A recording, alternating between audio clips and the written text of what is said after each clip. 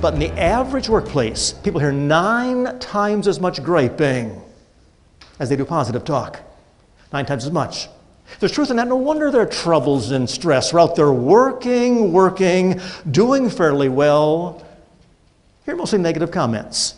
In fact, the number one job complaint, you all know what it is. I hear it every day in some organization. Number one job complaint, you can do 100 things right and not hear a darn thing about it. One thing wrong, they're right in your back. Have you heard that before? Which is the dumbest way of managing, leading anybody. We're out there working, doing fairly well, no one says a word, one mistake, jump in our case. Now, I don't know, maybe I'm naive, but in the last number of years, I've had close to 1 million people in programs. I've not heard one person tell me they've gone home, end of a day's work, and said, can't stand my job anymore, headed up to here. All I hear on the job are compliments, compliments, compliments. Yeah, they love me over there. Up your defenses against mind binders. A mind binder is a little negative thing we tell ourselves over and over again. As long as you think negatively, talk to yourself negatively, you'll struggle all your life with passion. For example, I was speaking at an evening banquet meeting some time ago. Maybe 400 people in the audience. I'm at the head table, finished the meal. In comes the waiter, picks up the dishes, walks through the exit door, crashed all the dishes on the floor. At that moment, he said something out loud. Can you guess what he said? Without swearing.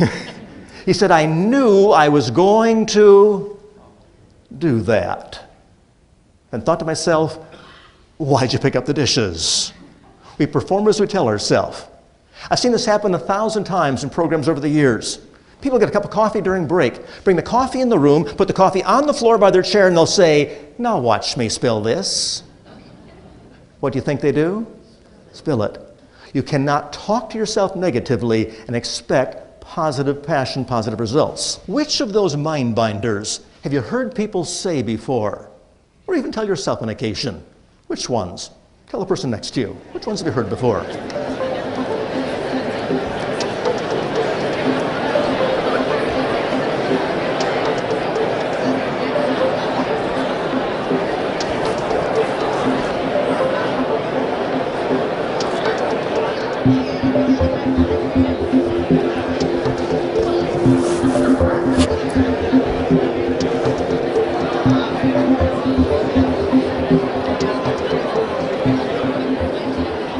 Just help me out for a little bit. Which of those mind binders have you heard people say before? Yeah, probably all of them. Which ones most frequently? Number one. Can't remember names. How many have a hard time remembering names? People say to me, Alan, that is not negative thinking. It's just plain reality. It has nothing to do with reality. For example, your first name here is?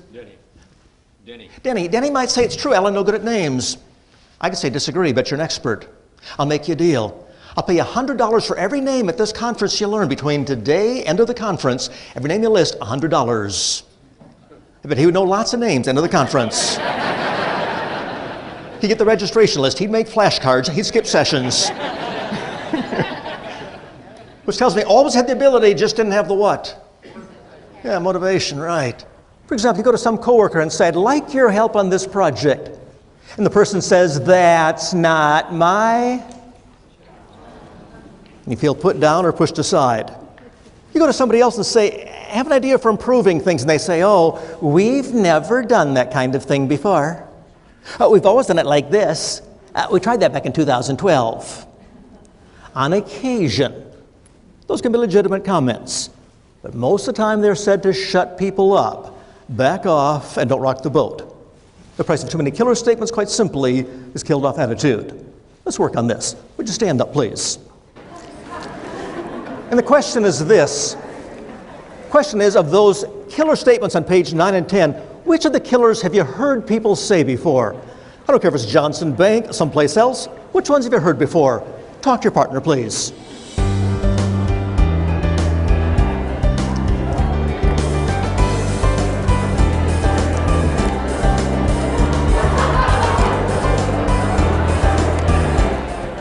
Help me out. Which of those killers have you heard people say before? Yeah, probably heard all of them. Which ones you heard most often? Number 15 says, don't have enough help. I say that. You said that, yes. Some of the work I do is called behavioral kinesiology. Some of you might know the research. It says that what you say to yourself, what you think in your head, will empower great passion and results or take it all away. Behavioral kinesiology. What I want you to do in a moment, Paul, is put your arms out to the side. Not yet. Okay. I'll put my hands on your wrists, I'll push down. Just resist with all your strength. I want to see how strong you are. Doesn't matter if I'm stronger or you're stronger. I want to catch that level of strength. Okay, out like that, please. And then resist.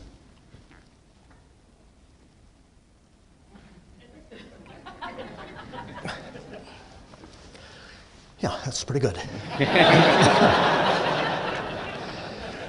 What I ask you to do in a moment, Paul, is to close your eyes. And I'll give you some mind binders, if you will, to tell yourself inside your head.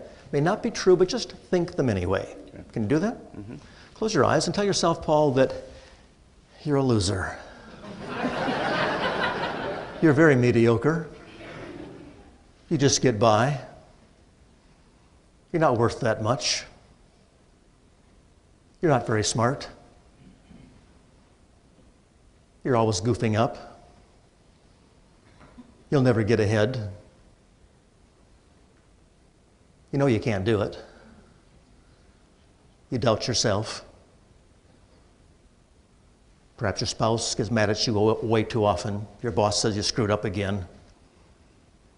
Tell yourself, I'm no good. I just can't do it. And open your eyes. Did you think some of those thoughts? Mm-hmm. Great. And put your arms back up. And same thing, just resist again. You ready? And resist. And you're trying, aren't you? Yeah.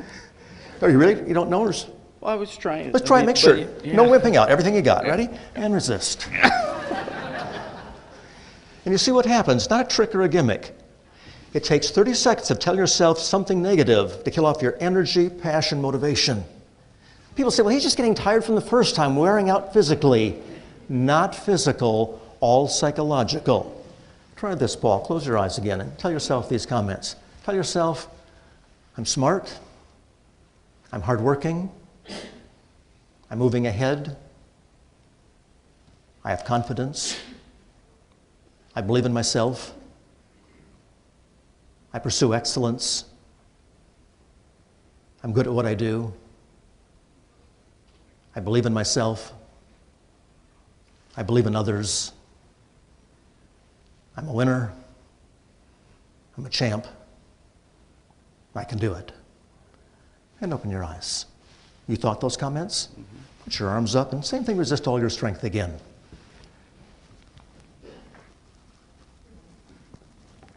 Yeah, good. You see the difference. Did you thank him for being a good sport, please? Thanks Paul. Appreciate it. Thank you. Thanks. You'd run alongside them saying, come on, baby, you're a great one. 3 seconds faster. I believe in you. You're a champ. You're the best. You can do it. You think those kids will come out of the locker room and say, darn, coach. Sick and tired of positive thinking. Gag me, turns me off. That's how some kids talk, as you know. But not his kids. They come out of the pool end of a tournament. They'd hug this man. They'd thank him for this gift of self-esteem he implanted. He had 5-year-old kids believing they'd grow up and become world record setters, and they did time after time. Because the catch was, he taught them to affirm themselves the same way he affirmed them. They'd be saying all day long, I'm a winner, I'm a champ, I'm the best, I can do it. They said it, believed it, achieved it.